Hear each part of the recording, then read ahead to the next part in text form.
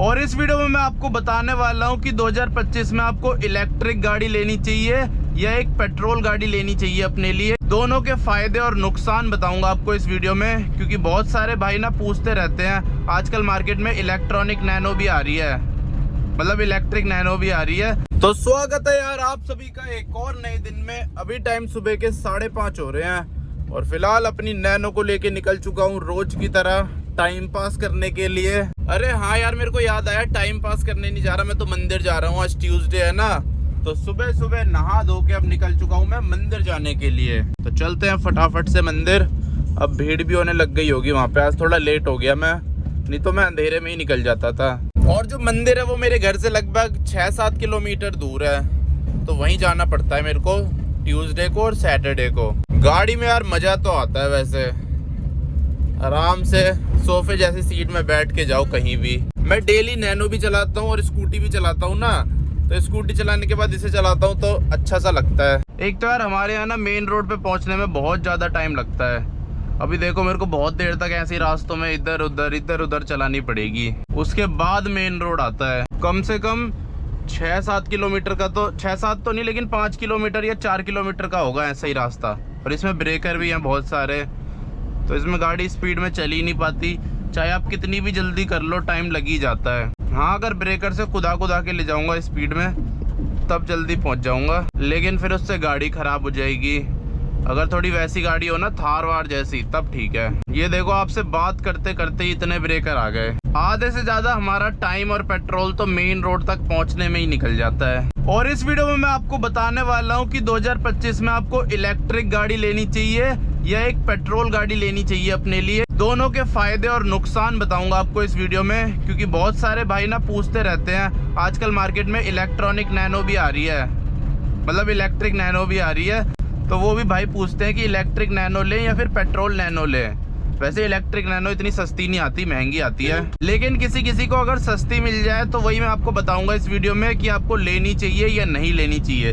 पहली बात, अगर आपको महंगी मिल रही है फिर तो देखो ही मत उसकी तरफ, क्योंकि उसकी रेंज भी इतनी ज़्यादा कुछ खास नहीं है। लेकिन हाँ ठीक है, गाड़ी सिटी के लिए ठीक है, फ्री में चल जाएगी आपकी, ज़्यादा खर्चा नहीं आएगा पेट्रोल का, फ्यूल का, और ऊपर से एसी वगैरह सब है उसमें, पावर भी ठीक है। देखने में एकदम नैनो जैसी लगती है। वो नैनो की बॉडी यूज़ करके बना रखी है, लेकिन उसका नाम कुछ और है, मेरे ख्याल से नियो ऐसी कुछ नाम है उसका।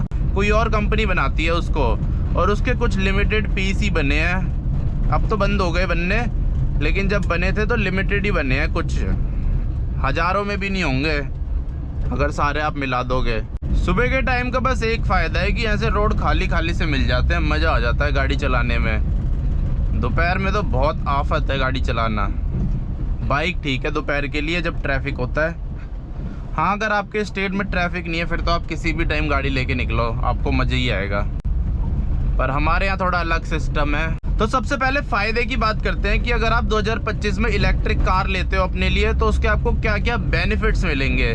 तो पहला बेनिफिट तो ये है कि आपकी रनिंग कॉस्ट कम हो जाएगी, और वो भी तब कम होगी अगर आप उसे घर पे चार्ज करोगे। बाहर चार्ज करोगे तो रनिंग कॉस्ट ज़्यादा ही रहेगी, मतलब बराबर ही रहेगी पेट्रोल सीएनजी के। लेकिन अगर आप घर पे चार्ज करते हो ना, तो आपकी रनिंग कॉस्ट बहुत ज़्यादा कम हो जाएगी अगर आप कंपेयर करो पेट्रोल कार से। और दिल्ली में तो वैसे भी 200 यूनिट फ्री मिलती है। एक अलग मीटर लगा दो घर में चार्ज करने के लिए और मस्त फ्री में चार्ज करो 200 यूनिट तक। वैसे ईवी का मेन यही फ़ायदा है, इसीलिए लोग खरीदते हैं। अगर ये फ़ायदा ना हो फिर तो लोग खरीदे भी ना। पर यार मेरे को इतनी ज़्यादा फिर भी वर्थ नहीं लगती ईवी, क्योंकि भले ही उसमें रनिंग कॉस्ट कम हो, लेकिन जब आप एक ईवी खरीदते हो ना तो वो महंगी पड़ती है पेट्रोल कार से। आने वाले टाइम पे हो सकता है ईवी और ज़्यादा सस्ती हो जाए, क्योंकि होती जा रही है हर साल। जब नई नई ईवी आई थी तब बहुत महंगी थी, अब हर साल ना धीरे धीरे करके सस्ती होती जा रही है। तो मेरे ख्याल से कुछ टाइम बाद और ज़्यादा सस्ती हो जाएगी, तब लेना थोड़ा ज़्यादा वैल्यू फॉर मनी रहेगा। पर अभी के टाइम इतना ज़्यादा वैल्यू फॉर मनी नहीं है ईवी लेना, ये देखो गाड़ी वालों को। अब बढ़ते हैं अगले फ़ायदे पे जो आपको मिलेगा अगर आप एक ईवी कार लेते हो 2025 में, और वो ये है कि आपको पावर ज़्यादा मिलती है ईवी गाड़ियों में पेट्रोल के मुकाबले। लेकिन इंजन में ऐसा नहीं होता, इंजन आपको धीरे धीरे पावर प्रोवाइड करता है, मतलब वो इंजन का नेचर होता है। इंजन एकदम से ऐसे पावर देगा तो खराब हो जाएगा, तो इसीलिए पावर आपको इलेक्ट्रिक व्हीकल में थोड़ी ज़्यादा मिल जाती है अगर आप कंपेयर करो पेट्रोल से। मतलब सेम प्राइस की अगर आप पेट्रोल लोगे और उसी सेम प्राइस में आप इलेक्ट्रिक लोगे तो इलेक्ट्रिक में आपको ज़्यादा पावर मिलेगी। इसके अलावा अगला फ़ायदा ये है कि आपको ऑटोमेटिक मिलता है ईवी में, क्योंकि ईवी में मैनुअल आता ही नहीं है। बाकी यार इसके अलावा तो एक भी फ़ायदा नहीं है ईवी लेने का। बस इतने ही फ़ायदे थे जो मैंने आपको बता दिए। पहले मैं मंदिर होके आ जाता हूँ, उसके बाद आपको नुकसान बताता हूँ, कॉन्स बताता हूँ इलेक्ट्रिक व्हीकल लेने का 2025 में।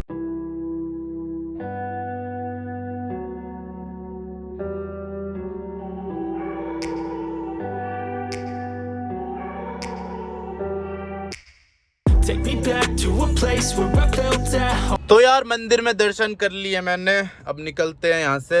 मजा आ जाता है यार सुबह सुबह मंदिर जाके। तो अब दोबारा से अपना टॉपिक स्टार्ट करते हैं। और मेरे को एक और फायदा याद आ गया ईवी का, जो उनकी मेंटेनेंस होती है ना वो थोड़ी लो होती है। मतलब उसमें सर्विस कराने की इतनी ज़्यादा ज़रूरत नहीं पड़ती, इंजन ऑयल वगैरह चेंज नहीं होता, तो इसीलिए मेंटेनेंस भी थोड़ी सस्ती पड़ जाती है आपको इलेक्ट्रिक व्हीकल की। अब आपको नुकसान बताता हूँ ईवी खरीदने का, क्या क्या नुकसान है 2025 में अगर आप ईवी खरीदते हो। पहला नुकसान तो यही है कि आपको महंगी पड़ती है बहुत ज़्यादा। मतलब ये लगा लो नेक्सॉन ईवी आती है 16-17 लाख रुपए की, और वहीं अगर आप पेट्रोल में लोगे ना तो 16-17 में आपको और अच्छी कार मिल जाएगी। तो वही है 16-17 लाख में आप एक छोटी कार लेके घूमोगे और पेट्रोल में आप उतने पैसों में ही बड़ी कार लेके घूमोगे। ये दी स्कॉर्पियो एन। दूसरा नुकसान ईवी खरीदने का ये है कि अगर आपके घर में ना थोड़ा चार्जिंग की दिक्कत है, मतलब मान लो आप फ्लैट में रहते हो और नीचे खड़ी रहती है वहाँ तो गाड़ियाँ, वहाँ पे चार्ज करने में दिक्कत होती है, तो जिसकी वजह से अगर आप बाहर से चार्ज करोगे ना उसे, आपके घर के पास पेट्रोल पंप में फास्ट चार्जर लगा है तो वहाँ से आपको वो महंगी पड़ेगी। उसका बस तभी फायदा है जब आप घर पे चार्ज करो, नहीं तो नॉर्मल चार्जर पे तो बेकार है, कौन इतने घंटों तक चार्ज करता रहेगा। और चार्ज से याद आया, इलेक्ट्रिक व्हीकल का एक ये भी नुकसान रहता है, मान लो आपको इमरजेंसी पे कहीं जाना पड़ जाए तो पेट्रोल में ये तो है कम से कम कि फटाफट बस तेल डालो और निकल जाओ। इलेक्ट्रिक में तो चार्ज पे लगाओ, फिर इंतजार करो जब तक वो चार्ज नहीं हो जाती, फिर तब निकलना पड़ता है। अब जैसे ये मेरी नैनो है, इतनी सस्ती सी कार है, मैंने 50,000 की खरीदी थी, मतलब 50-60 तक की पड़ गई होगी। तो इसमें क्या है, मैं पूरा इंडिया घूम सकता हूँ, बस तेल डलाओ और घूमते जाओ, तेल डलाओ घूमते जाओ, तेल डलाओ घूमते जाओ। तेल डालने में 1 मिनट लगेगा मुश्किल से, उसके बाद दोबारा से इसकी रेंज हो जाएगी 500-600 किलोमीटर। मतलब 1 मिनट में रेंज इतनी बढ़ जा रही है। और वहीं इलेक्ट्रिक व्हीकल्स में टाइम बहुत लगता है। हाँ, अगर आने वाले टाइम पे और ज़्यादा फास्ट चार्जर्स हो जाएंगे बहुत सारे, तब चलो फिर भी सोच सकते हैं लेने के बारे में। पर अभी बात हम कर रहे हैं 2025 की, और 2025 में इतना अच्छा इंफ्रास्ट्रक्चर अभी नहीं है। अभी तो दिल्ली में ही नहीं है, तो और स्टेट की तो दूर की बात है। इसीलिए ना बहुत ज़्यादा झंझट है अभी के टाइम पे तो इलेक्ट्रिक व्हीकल लेना। एक तो इतने ज़्यादा पैसे भरो, ऊपर से झंझट भी झेलो। जब इतने पैसे हम भर रहे हैं तो हम क्यों झेले इतनी झंझट। अगला नुकसान इलेक्ट्रिक व्हीकल का ये है कि उसकी रीसेल वैल्यू नहीं है कुछ भी। ओ भाई, यहाँ तो कुत्ते के बच्चे हैं बहुत सारे, आराम से ले जानी पड़ेगी। हाँ, तो मैं बोल रहा था रीसेल वैल्यू नहीं है ईवी की। मतलब आपने एक बार खरीद ली ना, उसे आप बेचने जाओगे तो आपका बहुत तगड़ा नुकसान होगा। वहीं आपकी पेट्रोल डीजल एक बार को फिर भी अच्छे खासे प्राइस में बिक जाएगी, लेकिन ईवी की इतनी कोई वैल्यू नहीं है अभी के टाइम पे मार्केट में। लेकिन यार ऐसा नहीं है कि जो ईवी व्हीकल है वो सबके लिए ही बेकार है। ईवी लेने में फायदा पता है किसके लिए? मान लो आपके पास एक कार है पहले से, घर में एक गाड़ी है पहले से पेट्रोल डीजल, अगर कोई इमरजेंसी होती है, कहीं जाना पड़ता है तो आप उसको लेके जा सकते हो।